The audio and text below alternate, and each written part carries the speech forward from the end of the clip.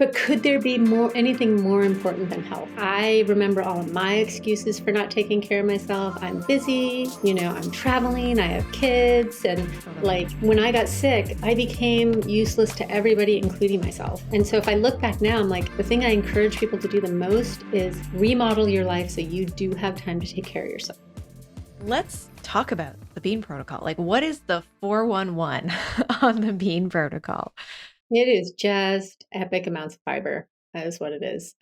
Depending, like I had such an incredible call with one of my clients this morning where she started off on a hormone plan, which is more fiber and it's also about healing the gut. That estrobiome is really a big conversation right now. Like, okay, so if we have a messed up gut, it isn't just affecting our ability to absorb food properly. It's also affecting our ability to, transform hormones in our body and estrogen in our body. So propagating a healthy gut couldn't be more important, like it just couldn't be more important. So part of the high fiber diet is also in feeding that microbiome.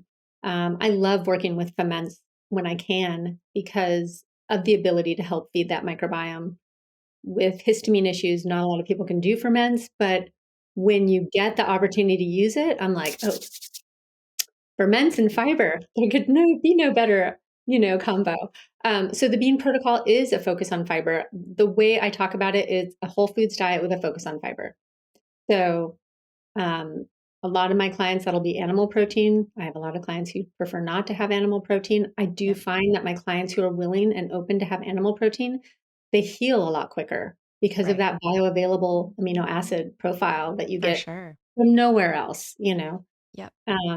So I would say that's the bean protocol. It's whole foods with a focus on fiber, a dietary fiber, so a lot of vegetables, but also getting that soluble fiber, which is more and more talked about. I feel like when you start searching PubMed for soluble fiber, you can actually find a lot more literature over there than before, I feel like. So soluble fiber is having a bigger conversation. Awesome.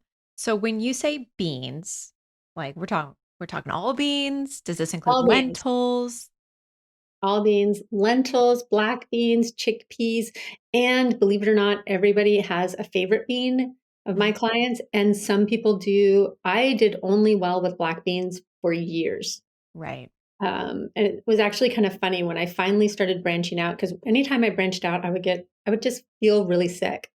My body was so Interesting. sensitive and tender that just different profiles, right? Yep. Polysaccharides and fiber, like it just, each one comes with its own profile. Not all beans are alike or equal. They're all kind of equal in nutrient value, but soluble fibers all kind of equal between them. But like I couldn't do chickpeas at all. Like Right. I would blow up like a balloon.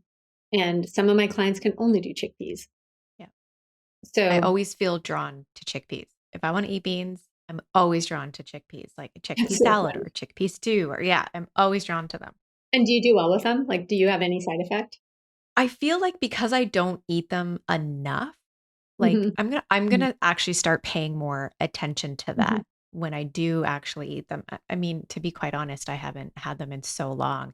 I've had the like chickpea pasta, which I've been fine with, but it's so different. The profile of that is so different than eating the real whole bean.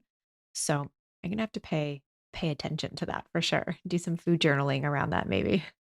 Yeah. Do you food journal still?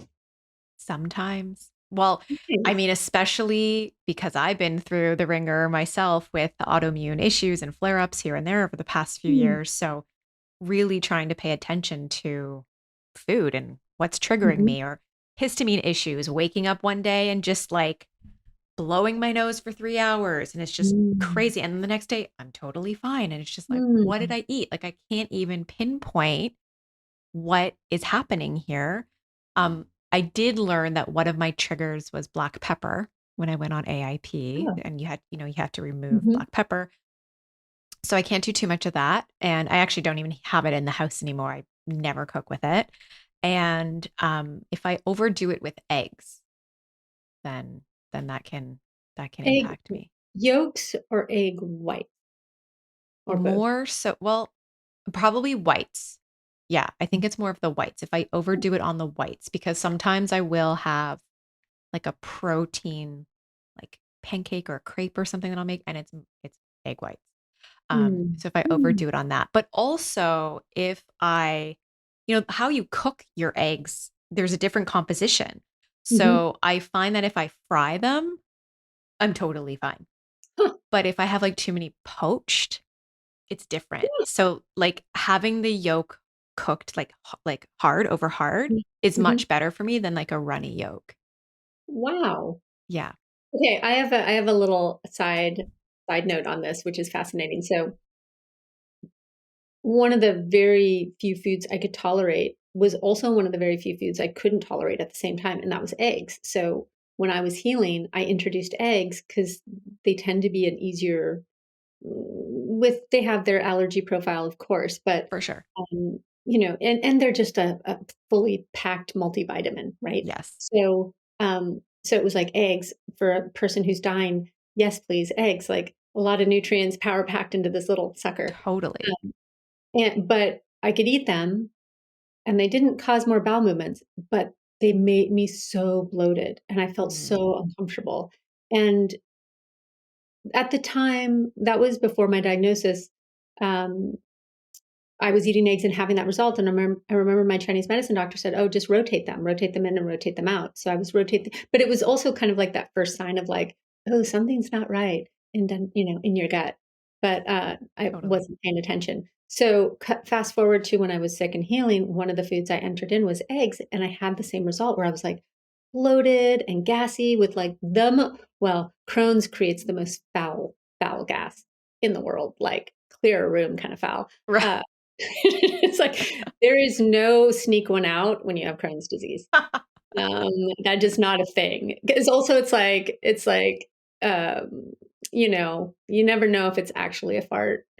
So, there's a lot of things. There was I like bet. years of healing my relationship with gas after Crohn's went into remission. I was like, "It's okay. It's just gas. Like, this is fine. Yeah. You're not gonna shart yourself." Um, I know, right? But, anyway, so I was like, "What is my deal with eggs?" Like, my gut is healthy, and then even after my gut was healthy, I was still having this interesting relationship with eggs. Then I started looking at what the chicken was eating, and I Mm, noticed that I found one day in the market or at the farmer's market that this one chicken farm or this one farmer had chickens that were not fed any soy or corn, and they were just sprout fed and like land grazing, no right. oats, no nothing. And I got those eggs, and it was the first time that I could eat an egg without any reaction to it. Amazing. I was like, "Okay, so what the chicken makes a difference," and I haven't had a problem since, like, Oh, no that's issues huge. with eggs. Yep. Yeah. That's so huge because it's not just what you eat, it's what you eat eats. Yes! Yes. Yeah. I was like and so I've had a few clients where I'm like they're like, "Oh, I can't eat eggs," and I'm like, "What happens?" They're like, "Oh, gas, bloating, pimples," and I'm like, "Well, see if" obviously not everybody can find sprout-fed chickens, right? Totally. And I'm like, "See if you can find one that's no soy, no corn," and Yeah. it's made a difference, and I was like, "That's crazy, like, how Huge. wide" That's amazing. I so I love can eat that. eggs now. We have to be our own detectives, really. That's what it comes down to. And Yeah, that's why I think food journaling and elimination and reintroduction, like it can all be so helpful. And it just takes time. And like you said earlier, patience, which many of us don't have. And we want the immediate result right now. but could there be anything more important than health? Really? Right. You know, Yeah, like, I remember all of my excuses for not taking care of myself. I'm busy, I'm traveling, I have kids, and, totally. like, all of my excuses. When I got sick, I became useless to everybody, including myself, Right. And so if I look back now, I'm like, the thing I encourage people to do the most is remodel your life so you do have time to take care of yourself and begin to build that muscle of patience. Because that muscle of patience and that time that you're giving yourself, that's going to create the resilience that you're seeking. That's like a magic little piece of it. Totally. That's The "But huge. unique, I'm too busy, but unique, I've got Hmm. kids, but unique," and I'm like, "Yeah, that butt is gonna it's what turned into my butt being out of control," Yeah. So, 100%. Absolutely.